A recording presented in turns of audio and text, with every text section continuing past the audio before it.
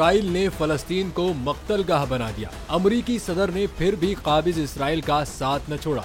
दिफा के नाम पर इसराइल की फलस्तीन पर वहशियाना बमबारी जारी, गजा की शाहराहें खून में डूब गयी। आलमी अमन के दावेदार जो बाइडेन ने फलस्तीन में जारी इसराइली कार्रवाइयों की मुकम्मल तौर पर हिमायत का ऐलान कर दिया। व्हाइट हाउस में जारी तकरीब में अमरीकी सदर ने कहा, हमास को खत्म करने तक इसराइल की फौजी इमदाद जारी रखेंगे। अमरीकी सदर ने गजा को खंडर बनाने वाले इसराइली वज़ीर आज़म नेतन्याहू से ताल्लुकात मजबूत बनाने का भी इशारा दे दिया। जो बाइडेन की दोगली पॉलिसी ने अमरीकी मकासद को वाज़ेह कर दिया।